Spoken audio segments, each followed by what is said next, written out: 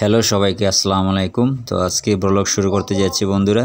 তো আজকে আমি আছি গ্রামের বাড়িতে। তখন পৌষ মাস ছিল, তো পৌষ মাস সময় আমি একটু শীতের দিন গ্রামের বাড়িতে ছুটে গিয়েছিলাম। তো সামান্য কিছু ভিডিও করেছি, তো সেই ভিডিওগুলো আপনাদের মাঝে তুলে ধরার চেষ্টা করব।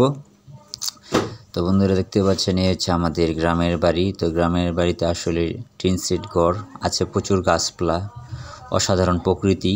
তো গ্রামের বাড়িতে গেলেই মনটা আসলে খুব ভালো হয়ে যায়। আর একটা জিনিস ভালো লাগে আমার, গ্রামের বাড়িতে গেলে অটোমেটিকলি সন্ধ্যার পর এমনিতেই ঘুম আসে। তো বন্ধুরা শহরের বাড়িতে থাকলে যেমন আসলে আমাদের তো তেমনটা একটা ঘুম হয় না ঠিক মতো, আসলে গ্রামের বাড়িতে যখনই আসে মনটা অটোমেটিকলি ফ্রেশ হয়ে যায়। তো বন্ধুরা চলুন আজকে ভিডিওটি শুরু করা যাক। তো বন্ধুরা এখন আমি হাঁটতে হাঁটতে এখন চলে যাব আমার বাড়ির পাশে, অনেক কিছুই দেখাবো আপনাদের এই ভিডিওতে। তো বাড়িতে সামনে রয়েছে যেটি উঠানের আঙ্গিনা, খেরের পালা রয়েছে। এটি আসলে কিছুদিন আগে আমাদের ধান খেতে উঠানো হয়েছে খাওয়ানোর জন্য, এগুলো আমাদের রিজার্ভ করা হয়েছে। তো এখানে দেখতে পাচ্ছেন যে গরু কিছুদিন আগে আমাদের এই বাচ্চা দিয়েছে। তো গরুগুলো এই খাবারের জন্য সবসময় আর কি ঘাস পাওয়া যায় না, তো এগুলো খাওয়ানো হয় গরুকে খের। তো এগুলো অনেক সময় না পাওয়া গেলে দূর দূরান্ত থেকে সংগ্রহ করতে হয়। তার পাশে দেখতে পাচ্ছেন ছাগলের ছানা হয়েছে কিছুদিন আগে, আলহামদুলিল্লাহ, সবাই মাশাআল্লাহ বলবেন। তো এগুলি নিয়ে আসলে গ্রামের মানুষের সারাদিন কাটে, এবং সকাল ফজরের আজান হতে এবং সন্ধ্যার পর তাদের কর্মব্যস্ততা একটু কমে।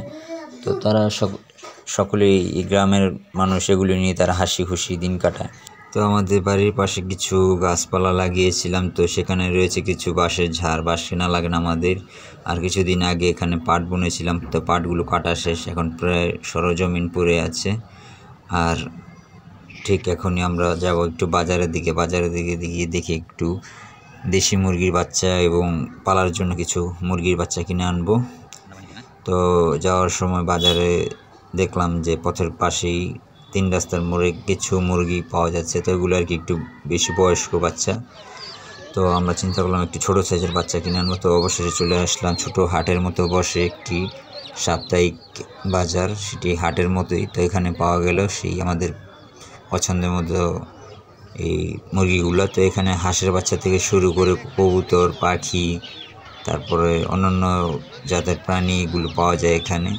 তো এখান থেকে ক্রয় করলে এখানে আবার ট্যাক্স দেওয়া লাগে, যারা এটা পরিচালনা করে হাট, এবং যারা এখানে বেচাকেনা করে তাদেরও দেওয়া লাগে। তো এই নিয়মটা আর কি সব জায়গায় আছে কিনা জানা নেই। তো যাওয়ার সময় আমরা কিছু শাকসবজি কিনে নিয়ে গেলাম বাসার জন্য। তো এই ছিল